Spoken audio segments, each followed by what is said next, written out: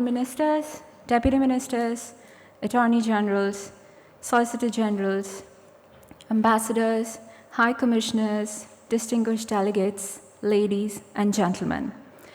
On behalf of the ALCO Secretariat, I welcome you all to the 60th annual session of ALCO. May I request all the delegates to kindly be seated who are standing at the back. We are about to begin the inaugural session. Thank you.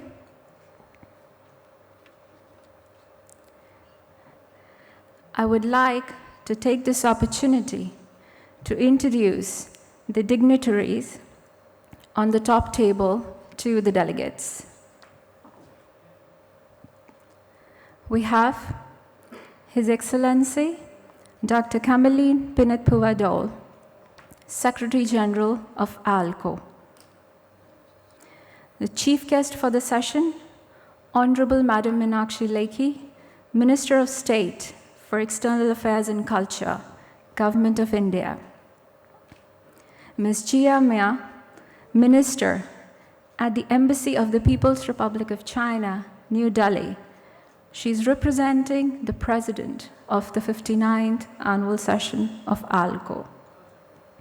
Mr. Gaston Canfag, the Vice President for the 59th Annual Session of ALCO. Honorable Mr. Jeffrey Mzengo Pinda, Deputy Minister, Ministry of Constitution and Legal Affairs, United Republic of Tanzania, the President of the 58th Annual Session of ALCO. May I now request the Secretary General, Honorable Chief Guest, the President, the Vice President, and the President of the 58th Annual Session to proceed to light the diya to inaugurate the 60th Annual Session of ALCO. Please.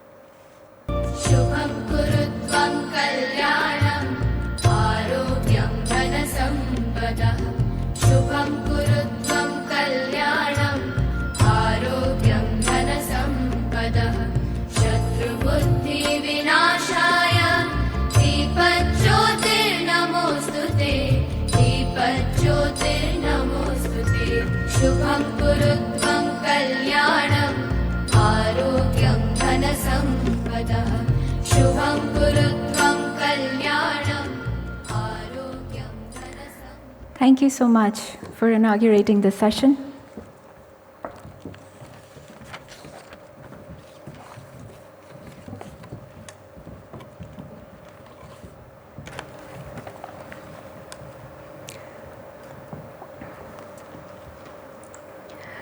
I take this opportunity now to invite Dr. Kamalin Pinat-Puwadol to deliver the welcome address on behalf of the ALCO Secretariat. Sir.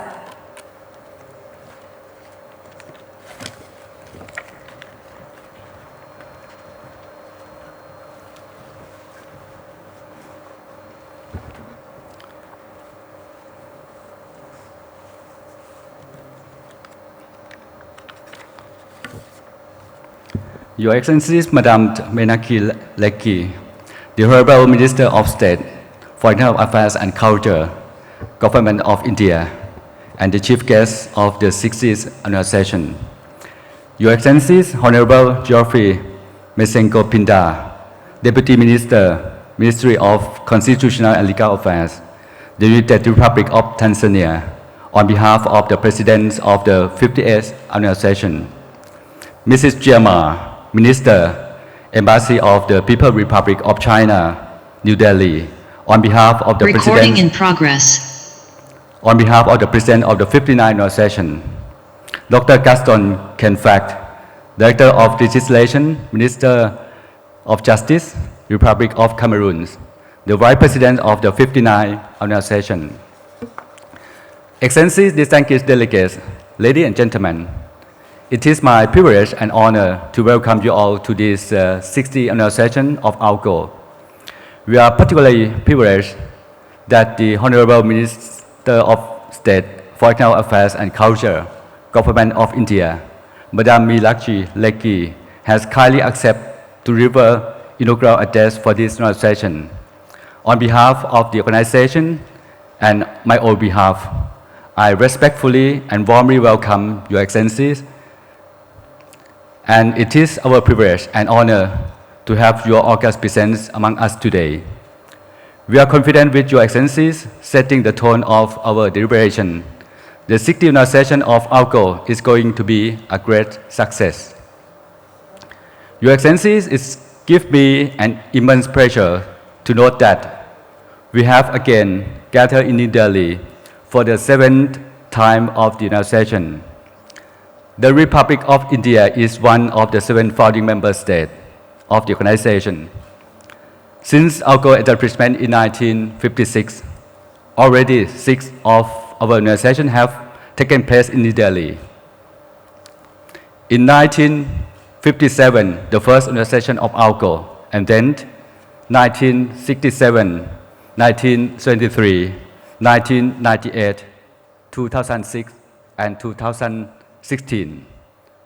Your esteemed government has generously given all possible assistance for hosting the annual session and has also given us the permanent headquarters building together with the residence of the Secretary General in the heart of New Delhi at Charikapuri. I take this opportunity to place on record my sincere appreciation to Madam Uma Shekar, Additional Secretary and Head of the Legal and Treaty Division, Ministry of External Affairs, the Republic of India, for all their help and support to ALCO for the conduct of this annual session. The Legal and Treaties Division has always been a strong pillar of strength and support to ALCO in all her endeavors. I would like to express on behalf of the organization and member states our profound gratitude to Your Excellencies, to the Government of India, and to the Legal and Treaties Divisions for hosting this annual session of ALCO. This is the 7th time a headquarter annual session is being organized in the history of ALCO. Excellencies, ladies and gentlemen, this annual session is special for me as this would be the first annual session being organized since I start my term of office as the Secretary General of the organization in January this year. I would like to take this opportunity to convey once again my profound gratitude to all member states for the trust that has been bestowed upon me with this esteemed position.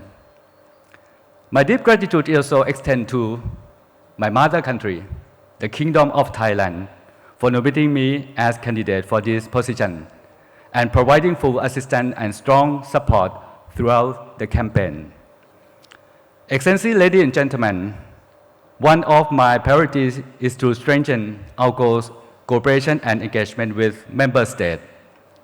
To this objective, I have been proactive in visiting the mission of ALCO member states in New Delhi and engaging in constructive deliberation with Ambassador, High Commissioner on ways and means to foster relationship and engagement with member states. I was warmly welcomed and have received excellent cooperation and fruitful advice from all member states as well. I'd like to thank all member states for their time and their kind cooperation. Excellencies, ladies and gentlemen, the journey of ALCO has been an old one. From its establishment on November 15, 1956, with a small but vibrant group of 7 founding countries. Our goal is considered to be a tangible outcome of the Asian African Conference held in 1955 in Bandung, Indonesia, known as the Bandung Conference. We have come a long way. Today, we are a strong family of 47 member states. In addition, we have observers from non-member states and international organizations who are deeply interested in our work profile and are therefore admitted as observers to the organization. It is our hope that we shall continue to grow and evolve in the times ahead with more states joining us in the future. It is also our collective responsibility to promote the Bandung spirit of solidarity, friendships, and cooperation, and contribute toward the codification and progressive development of international law for the collective betterment of the people of these two great regions. Excellency, ladies and gentlemen, this year, ALCO completes 66 years of its existence and is holding the 60th anniversary in one of the founding member states, the Republic of India. This long journey is demonstrative of the continued ideological relevance of the organization, as also the imperative for making it the main center for harmonizing the action of Asian African states in international legal matters. Over the years, ALCO has made great contribution toward codification and progressive development of international law and attract the attention of the international community. Some key examples can be highlighted as follows.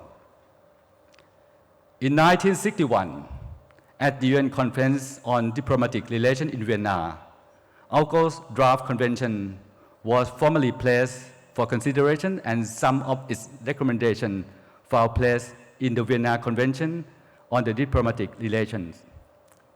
In 1966, ALCO adopted a set of principles on the treatment of refugees, known as the Bangkok Principle, which helped guide member states on how to deal with the refugee situation, especially as the majority are not yet party to the UN Convention on Refugees. In 1971, the concept Exclusive Economic Zone, or EEZ, was presented in a working paper presented by Kenya. This concept finally found its way to the final text of the Convention on the Law of the Sea, or UNCLOS. In 2014, the ALCO Secretariat published a special study entitled Marine Biodiversity Beyond National Jurisdiction, an African-Asian Perspective. This study has held the member states in their participation in the UN Preparatory Committee in pursuit of adopting an exclusive convention on marine biodiversity beyond national jurisdiction.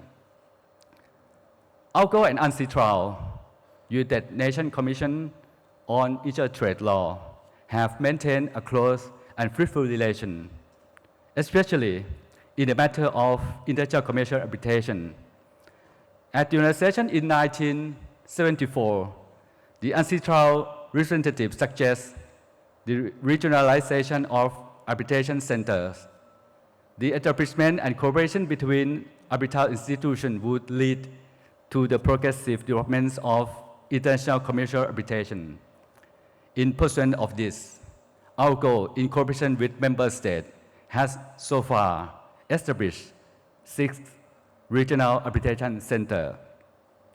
In 2014, the topic International in Cyberspace was introduced as an agenda item to be deliberated at the 53rd annual session. And in 2015, an open-end working group in international law in cyberspace was established to further discussion on the issue identified. The Secretariat of ALCO also prepared a special study on international law in cyberspace, which was released in 2017 at the 56th annual session. Ladies and gentlemen, In the coming 3 days, the session will be deliberating upon various topics of contemporary relevance in international law, which reflect the concerns of our member states and will form part of our substantive agenda. We have 5 agenda items for deliberations, namely, select item on the agenda of the International Law Commission. As always, we shall focus on the work of the International Law Commission. One of the primary roles of our goal is to examine subjects that are under the considerations of International Law Commission and to forward the views of member states to the Commission. I'm happy to note that the Secretariat has prepared a brief that highlights issues deliberated by the Commission during the recently concluded 73rd annual session. I take note of the presence of ILC members who will join us to make presentation online. And I'm also happy to note that some newly elected and re-elected ILC members have joined us in person at the annual session. I take this opportunity to welcome all of them and look very much forward to close cooperation in the near future. It has also become customary for ALCO and ILC to be represented during each other session. Our other substantive topic of engagement include environment and sustainable development, the status and treatment of refugees, violation of international law in Palestine and other occupied territories by Israel and other international legal issues related to the question of Palestine, and then the Israel trade and investment law. The background document on each of these topics have been prepared by the Secretariat with a lot of effort, and it is my hope that they shall pave the way for fruitful discussion and deliberation. Excellency, ladies and gentlemen, the organization will provide an exclusive platform for the Asian African governments to deliberate upon the international law issues, which are of particular relevance for the two regions, and to come with concrete proposals and suggestions.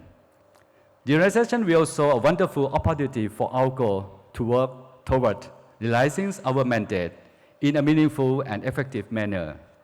In this regard, I look forward to your support and cooperation so that we are able to successfully conduct the session in the finest tradition of our glorious past.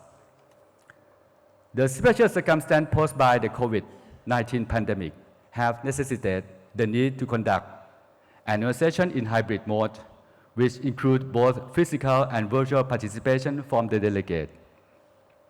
This follows the approach adopted from the 59th session held in Hong Kong, SAR, the People's Republic of China last year. However, member states are welcome to include during their general statement the views on topic of the work program of the organization, which are not deliberated during the annual session.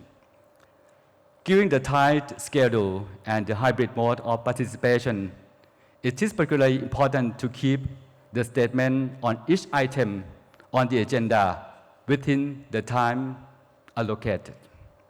Excellency, ladies and gentlemen, to conclude, I would once again welcome you all to the 16th session of ALCO and to this historic and majestic city of New Delhi. I wish your session a grand success and hope that member states present here, including our observer delegation and international organization, actively participate in the proceeding and enrich us through their wisdom, knowledge, and experience, and make the organization a successful and memorable one for us, as has always been the case in the past. Thank you very much.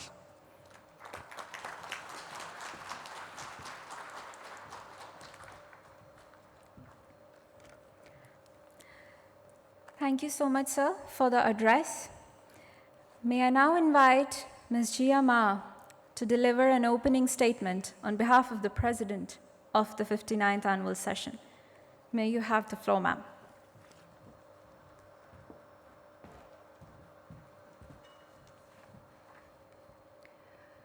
Honorable Minister of State, Madam Meenakshi Leahy, Dr. Kamaling, distinguished guests, excellencies, delegates, ladies and gentlemen, greetings and good afternoon.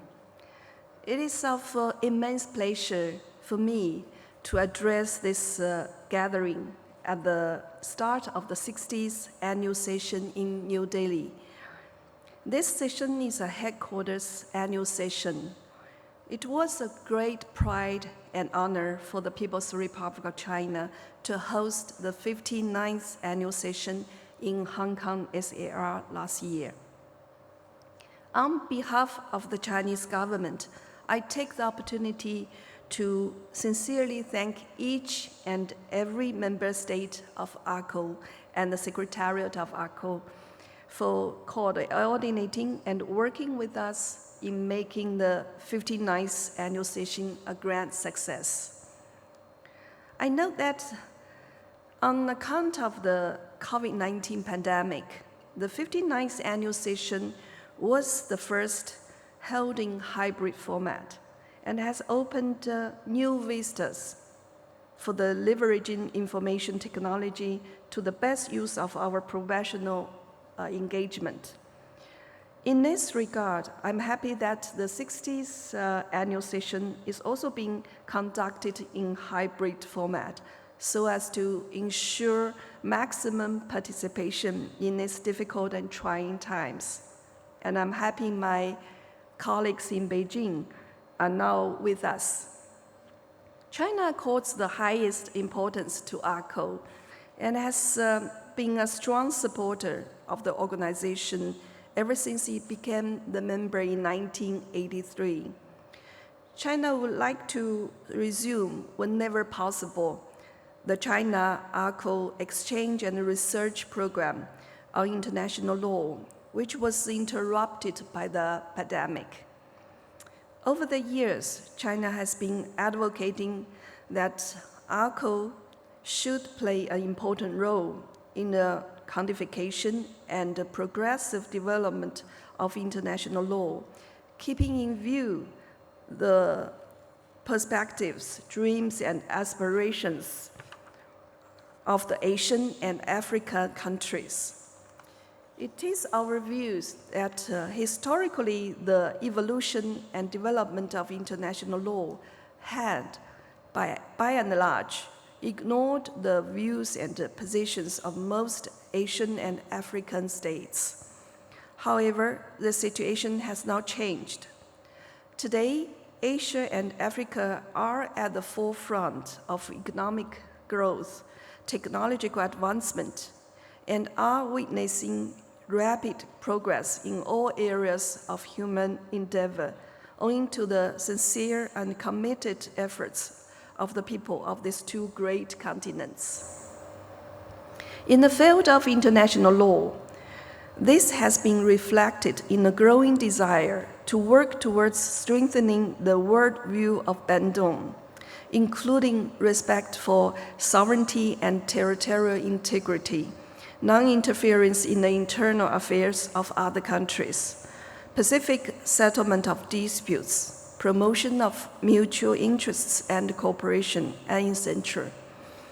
In other words, international law is the basis of our collective engagement, and we should collectively endeavor to create and sustain international order where these aspirations are safeguarded. I'm happy to note that ARCO has over the years dedicated itself to a consultative role by securing a unique place in international relations. It is the only organization of its kind that aspires to create a bond between Asian and African states based on the idea that all nations are equal as regards the making and developing of international law. The valuable work of the organization in areas as diverse as law of the sea, the law of treaties, international environmental law, investment and trade law, refugee law, and etc., has been an inspiration for the international community. The engagement of ARCO with the IOC is another significant facet worth of mentioning. The organization plays a crucial role in transmitting the views of the IOC to its member states, including its own positions on various topics on the agenda of the Amish Commission. In turn, the member states of ARCO are expected to share their positions on the work of the Commission. This mutual engagement is highly beneficial for all stakeholders, as scholarly and practice-oriented approaches extended assistance in this regard in clarifying complex issues. Going ahead, I note that future is bright for ARCO. The codification and progressive development of international law is a continuous exercise that will manifest itself in diverse forms and ways as we proceed. The need to continuously engage with the historical legacy of the Bandung Conference is a task we should not take lightly. Bandung signifies the essence of transnational engagement, rooted in the principles and values of equity, fairness, and justice. Its idea will never lose its relevance and has forever imprinted itself in the sense of Afro-Asian imagination. I note that the 60th annual session would be the first of the Secretary General, Dr. Kamalin, after assuming charge as the Secretary General of ARCO. I place on record my appreciation to Secretary General, the Deputy Secretary General of ARCO, and the entire team of ARCO for their diligent and committed efforts in the past months for the preparation of this annual session. I wish the annual session all success, and China looks forward to actively participating in the proceedings of the annual session in the best traditions of Afro-Asian bonhomie, and looks forward to supporting ARCO in all possible ways in the times ahead. Thank you very much.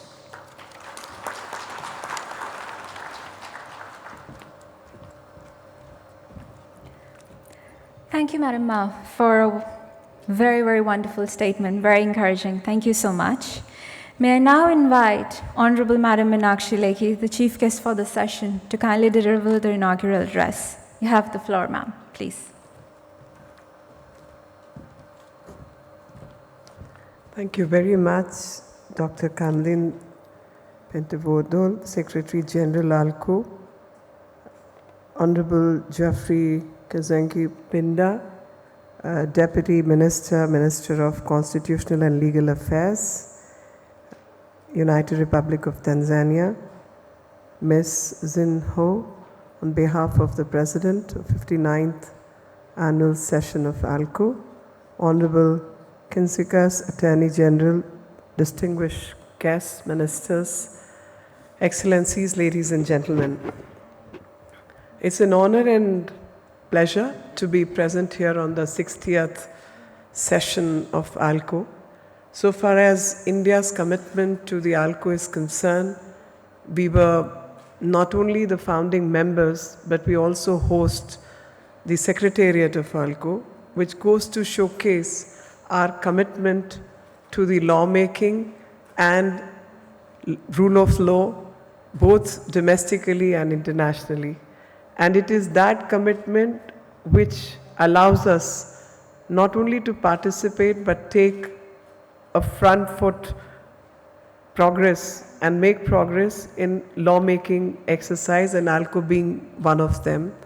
One of the international bodies which started as a body to deal with Asian Forum. It was initially Asian Forum, and then Africa was conjoined to it. All I can say is that when I look around, most of us are developing countries. And all developing countries, aspirational countries, have their own aspirations to deal with. And aspirations would mean to take care of our own people while engaging with the world and making world a better place to live for everyone. That is the kind of commitment ALCO represents. And as mentioned earlier by earlier speakers, that it all started in Bandung in Indonesia, and that spirit of Bandung is what is the guiding principle for all of us to engage and work with. In modern day, in today's time and age, the same spirit can also be enshrined by the word of Honorable Prime Minister of India, Mr. Narendra Modi, when he says Sabka Saath, Sabka Vikas or Sabka Vishwas, which means we all together. Sabka Saath means everyone has to work together. Sabka Vikas, everyone has to progress. And Sabka Vishwas, which means everyone needs to have the same faith and consciousness. So it's a unification of consciousness which gets translated into lawmaking. As far as India is concerned, our commitment to law, both domestic and international, is for everyone to see. Article 51 of Indian Constitution specifically mentions about India's commitment to international law, and as per that, all the treaties and convention where India is a signatory need to be respected as per our domestic law. And we are integrating all those principles into domestic law, whatever has been agreed upon at multilateral forums, and which is directly in the spirit of Article 2.3 of the UN conventions. So whether it's UN conventions in various forms, law against domestic violence, law against sexual harassment at workplace, refugees, law of the sea, law of peaceful negotiations, trade and commerce, India is not just a signatory but an active participant in all those forums and in lawmaking, and so is ALCO. I just feel that ALCO is one forum which needs to up its game and has to, historically we have participated in great deal and we've done huge amount of work, whether it was law of treaties, law of conventions, law of the seas, EEZ, we've done some remarkable work, and that is ALCO's contribution to the world. But I feel many bilateral issues get to be discussed. Instead of that, the challenges which developing countries are facing is what we should all be discussing. When it comes to international trade and commerce, what should be the regulations amongst us? I feel that is a weaker link which needs to be strengthened, and we need greater work on that aspect. Climate change and sustainability or climate finance. Each of our countries is impacted by those issues, but I feel a lot more needs to be done on those aspects, and we will be missing the game if we do not work on those aspects. On refugee, I feel a whole lot of refugees are coming from Asian region, and the rights and regulations, the crisis on behalf of many of our countries, neighboring countries, I can say that we are all very, very densely populated region of the world. And in spite of being densely populated, low-income groups, we are the ones who are receiving most number of refugees. Something else needs to be thought about these principles, and principles need to be more equitable, and everyone needs to operate on those principles. When we talk about equity and justice, the word itself means it has to be equitable and it has to be looked at from that perspective. And when it comes to human rights on behalf of India, I can definitely say that we are one country which respects human rights, not from now, not when United Nations was formed, but since time immemorial, in spite of whatever the history would have offered us. But refugees through the ages have been coming to this country. And human rights have been violated also through the ages, but we are the ones who have stood by the people in favor of respecting human rights. And whether refugees came from Europe, refugees came before Christ, post-Christ, whichever time frame it happened, India was receiving everyone and respecting everyone's rights, and those very people got amalgamated with our population and are now citizens of India, and that's the history which India has to tell to the world. All religions of the world are housed in India, and within those religions, whatever be the distinction marks, India is one which has housed all of them through the centuries. That's what India stands for. I must say that today the challenges are slightly different. The challenges could be in the form of counter-terrorism. The challenges could be in the form of sustainability and environmental challenges. The developmental challenges, equal access to finance. The challenges could be regarding the trade treaties which happen between countries which could be exploitative in nature, and they need to be corrected. So some kind of formatting which needs to be done. And that's why I use the word that ALCO in those areas needs to up its game. And many things are happening in our neighborhood and across the globe. So those challenges can only be met through legal norms, and thus rule of law becomes very, very important for each one of us. And this forum is the best forum to deal with those. Historically, I must add that when I read about Vienna Convention, I read about other treaties, I feel, and I see some academics who are present here, I wish the ancient texts of India is studied again, because these conventions which the modern world is familiarizing itself with existed as part of our history. And we believed in those rule even at the time of wars. How do you deal with an opponent? How do you respect? What is the timing in which you engage with an injured soldier?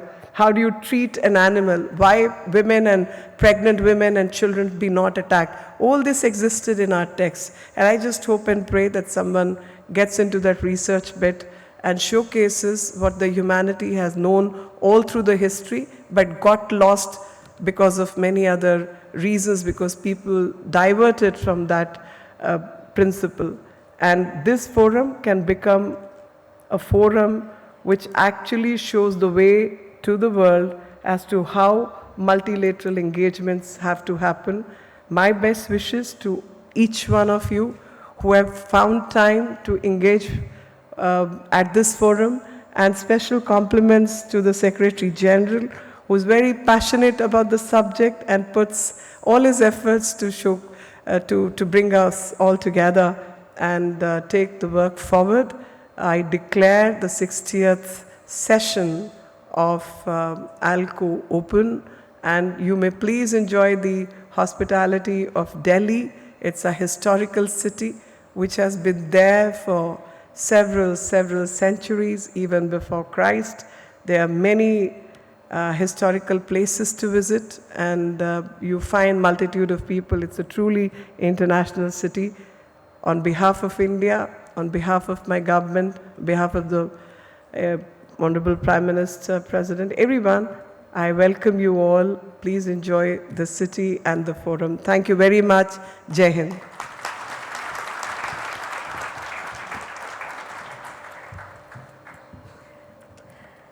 Thank you so much, Madam. That was indeed insightful. Thank you so much.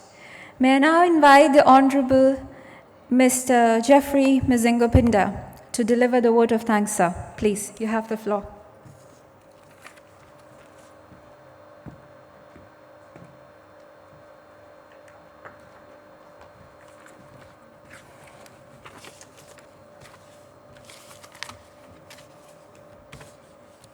Your Excellency, Ninakash Lenz, Minister of State and External Affairs and Culture. Your Excellency, representative of the President of 60th ALCO Annual Session, the Vice President, Dr. Kamarin Pintivodo, Secretary General of ALCO, Honorable Ministers and Attorney Generals from Member States, Excellencies, High Commissioner and Ambassadors, Head of Delegation of ALCO from Member State and the non-Member State, Head of International Organizations, distinguished delegates, ladies and gentlemen, good afternoon. It is a matter of honor and a privilege to me to address you at the beginning of the 16th annual session being held in New Delhi. I bring greetings and a warm regard from my country, the United Republic of Tanzania, which had the honor to host 58th annual session 2019.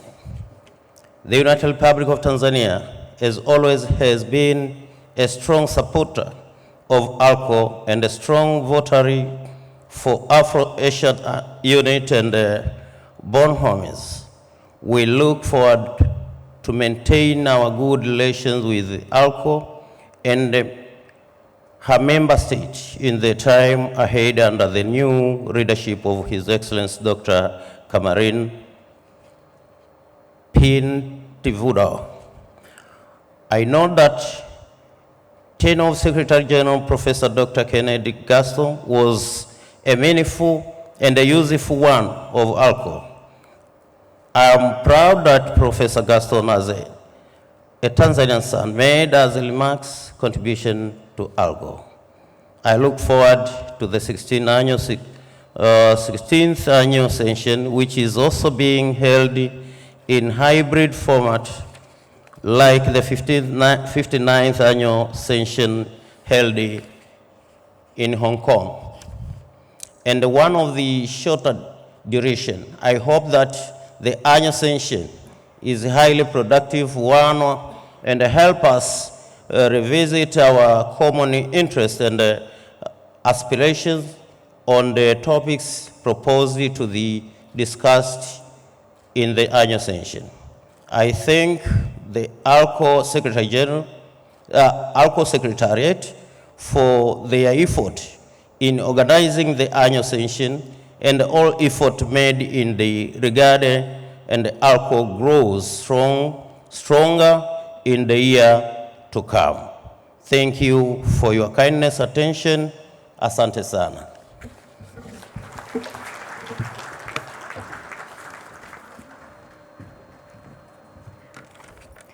Thank you so much, Minister. May I take this opportunity now to kindly request the Secretary General to present a token of appreciation on behalf of ALCO to the Chief Guest, please. Ma'am, we wish to express our deepest gratitude to you for sparing your valuable time to inaugurate the 60th annual session of ALCO. Thank you so much.